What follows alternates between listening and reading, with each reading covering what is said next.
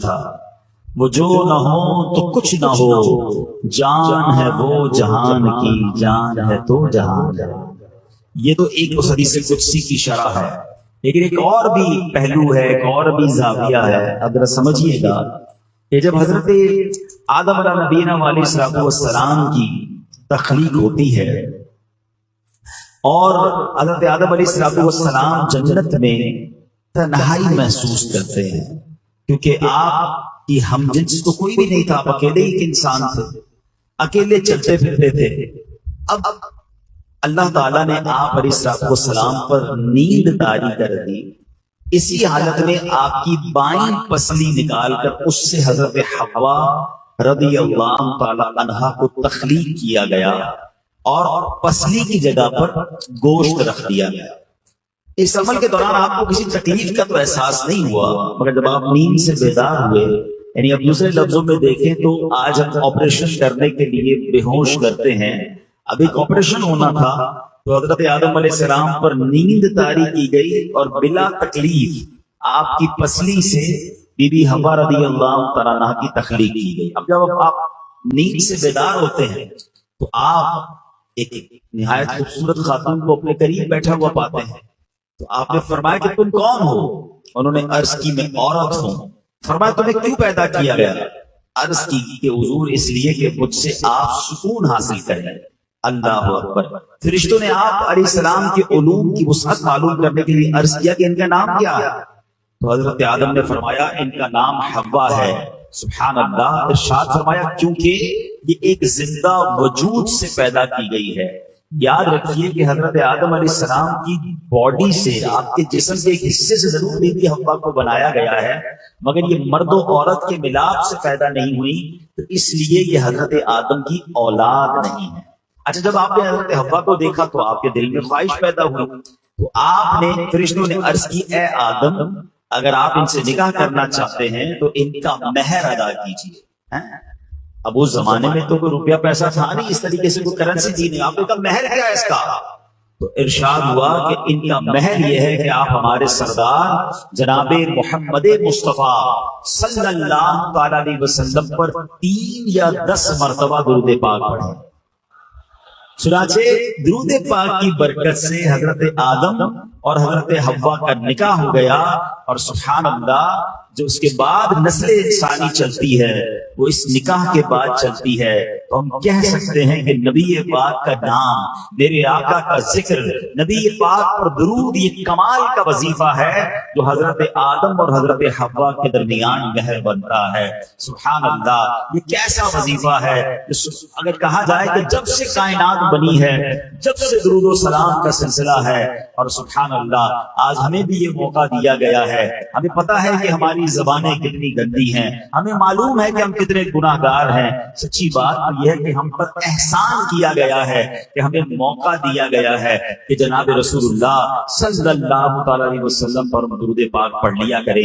آئیے مل کر محبت کے ساتھ بآواز بلند درود پاک پڑھ لیں۔ صلو علی الحبیب صلی اللہ تعالی علی محمد صلی اللہ علیہ وسلم۔ آیت درود جو قرآن میں ہم پڑھتے بھی ہیں، سنتے بھی ہیں، شاید بچے کو یہ آیت یاد ہے، ان اللہ وملائکتہ یصلون علی النبی یا ایھا الذین آمنوا صلوا علیہ وسلموا تسلیما۔ ایک بار اور درود پاک، اللہم صل علی سیدنا و مولانا محمد عدد ما فی علم اللہ صلاۃ دائمۃ بدوام ملک اللہ۔ اب اس آیت میں بھی کیا حکم دیا گیا کہ بے شک اللہ اور اس کے فرشتے اس غیب بتانے والے نبی پر درود بھیجتے ہیں، تو اے ایمان والو تم بھی ان پر خوب درود و سلام بھیجو۔ اب اگر اس حدیث اس آیت کے تحت بھی غور کیا جائے، علماء بیٹھے ہیں، یہاں یہ نہیں کہا کہ اللہ اور اس کے فرشتوں نے ایک بار درود بھیج دیا ہے، اب اے مومنو تم بھی درود پڑھ دو۔ یہاں عربی کا لفظ لایا گیا یصلون، اور یصلون کا جو یوں سمجھیے کہ اگر اس کو اسٹرکچرلی دیکھیں عربک میں تو اس کے معنی بنتا ہے کنٹینیو ورب، یعنی مسلسل کام ہونے والا ہے۔ سبحان اللہ، اس کا مطلب یہ ہوا کہ اللہ اور اس کے فرشتے جناب رسول اللہ پر مسلسل درود بھیج رہے ہیں۔ یہ کام جاری ہے۔ اچھا یہ بات ضرور سمجھنی ہوگی کہ اللہ کا درود بھیجنا اور ہے، فرشتوں اور انسانوں کا درود بھیجنا اور ہے۔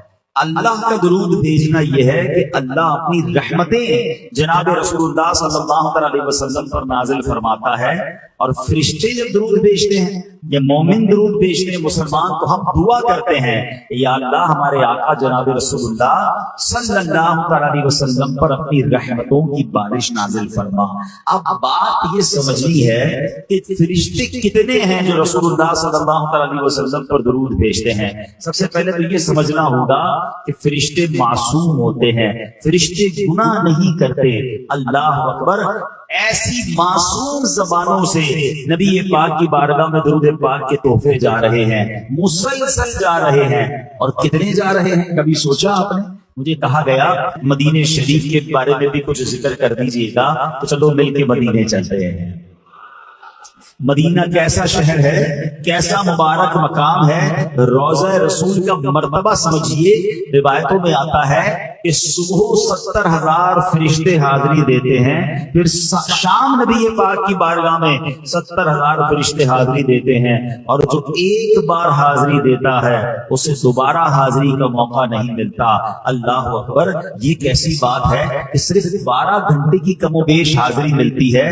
پہلے تو دربار مصطفیٰ کا مرتبہ سمجھیے کہ جہاں صبح 70,000 آتے ہیں، شام 70,000 فرشتے آتے ہیں اور آقا کی بارگاہ میں سلام پیش کرنے آتے ہیں۔ یہ تو مرتبہ دربار مصطفیٰ پتہ چل رہا ہے، مگر سوال یہ ہے کہ فرشتوں کو اتنی مختصر حاضری کا موقع کیوں اور دوبارہ کیوں نہیں ملتا؟ اللہ اکبر۔ بریلی کے تاجدار امام عشق و محبت کیا خوبصورت انداز میں سمجھاتے ہیں کہ یہ معمہ کیا ہے، یہ معاملہ کیا ہے۔ آپ کہتے ہیں 70,000 صبح ہو گئے، 70,000 شام، یوں بندگی زلف و رخ آٹھوں پہر کی ہے۔ وہ کہتے ہیں کہ صبح 70,000 آتے ہیں، شام 70,000 آتے ہیں، ان کی ڈیوٹیاں اسی طرح لگی ہوئی ہیں، اور کہتے ہیں جو ایک بار آئے دوبارہ نہ آئیں گے، کیوں؟ رخصت ہی بارگاہ سے بس اس قدر کی ہے۔ ان کے پاس اجازت ہی اتنی ہے، مگر سوال یہ ہے کہ یہ اجازت مختصر کیوں ہے؟ سبحان اللہ۔ اعلیٰ حضرت کہتے ہیں یہ بدلیاں نہ ہوں تو کروڑوں کی آس جائے۔ اعلیٰ حضرت کہتے ہیں اگر یہ بدلیاں نہ ہوں، اگر یہ ڈیوٹیاں چینج نہ ہوں، تو اللہ کے فرشتے اتنے ہیں کہ کروڑوں باقی رہ جائیں گے، اور یہ بارگاہ مرحمت عام تر کی ہے۔ ارے آقا تو سب کے آقا ہے نا، مدینے جانے کی تمنا تو سب کے دل میں ہے۔ اگر فرشتوں کو یہ بدلیاں نہ کی جائیں، یہ ڈیوٹیاں چینج نہ کی جائیں، تو اللہ کے فرشتے اتنے ہیں کہ کروڑوں باقی رہ جائیں گے۔ اور آخر میں سبحان اللہ اعلیٰ حضرت کہتے ہیں غلاموں تم پر سوچو کتنی مہربانی ہے، فرشتے تو معصوم ہیں، انہیں زندگی میں ایک بار حاضری ملتی ہے، اور گناہ گاروں پر کیسا کرم ہے۔ وہ فرماتے ہیں معصوموں کو تو عمر میں صرف ایک بار معصوموں کو تو عمر میں صرف ایک بار آسی پڑے رہیں تو صلاح عمر بھر کی ہے۔ مدینہ چھوڑ کے ہم آتے ہیں، آقا نہیں بھیجتے، ہم پڑے رہے تو وہاں سے تو صلاح عمر بھر کی ہے۔ خود نبی یہ بات فرماتے ہیں کہ تم میں سے جس سے ہو سکے وہ مدینے میں مرے، کہ جو مدینے میں مرے گا میں اس کی شفاعت کروں گا۔ قرآن پاک میں رب نے خود فرمایا کہ اللہ کے لشکروں کو اللہ کے سوا کوئی اور نہیں جانتا، ہم گن بھی نہیں سکتے۔ اب ذرا سوچیے کتنے فرشتے ہیں، انکاؤنٹیبل، اتنی تعداد، اربوں نہیں خربوں نہیں، اس سے بھی زیادہ۔ لیکن ان تمام فرشتوں کی ڈیوٹی کیا ہے؟ ان اللہ وملائکتہ یصلون علی النبی۔ سمجھ رہے ہو بات؟ ان سب فرشتوں کو ایک کام پہ لگایا ہوا ہے کہ نبی پاک پر درود پڑھتے رہنا ہے، پڑھتے رہنا ہے۔ اب سوچئے میرے آقا کو ہمارے اور آپ کے درود کی حاجت نہیں ہے، ان کے دربار میں تو ہر لمحہ ہر سیکنڈ کروڑوں اربوں خربوں وہ بھی فرشتوں کی زبان سے درود پہنچ رہے ہیں۔ ہمیں تو موقع دیا گیا ہے کہ اے غلاموں تم بھی درود پڑھ دو، تمہاری بھی بگڑی بنا دی جائے، تمہاری بھی جھولی بھر دی جائے گی۔ تو درود کی اہمیت سمجھیے۔ علماء بیٹھے ہیں، قرآن پاک میں بہت سارے احکام رب نے فرمایا، حکم دیا نماز پڑھو، زکات دو، روزہ رکھو، حج کرو، بہت سارے احکام ہیں۔ کہیں یہ نہیں فرمایا کہ میں بھی یہ کام کرتا ہوں، فرشتے بھی کرتے ہیں، اے ایمان والو تم بھی شامل ہو جاؤ۔ یہ صرف درود پاک ہے جس کا یہ مقام ہے. اللہ کرے کہ بات سمجھ آ جائے اور درود پاک کی اہمیت سمجھ آ جائے. اللہ مجھے اور آپ کو کثرت سے درود پاک پڑھنے کی توفیق عطا فرمائے. ایک بار پھر بآواز بلند درود پاک صلو علی الحبیب صلی اللہ تعالی علی محمد صلی اللہ علیہ وسلم. آج میں نے جو موضوع سوچا ہے، جو آج کے لحاظ سے میں نے، کیونکہ بات ہی حضرت آدم کی ہوئی ہے، حضرت حوا کی ہوئی ہے، تو آئیے چلتے ہیں اسی دور میں. اور اس دور میں بہت سارے واقعات ہوئے.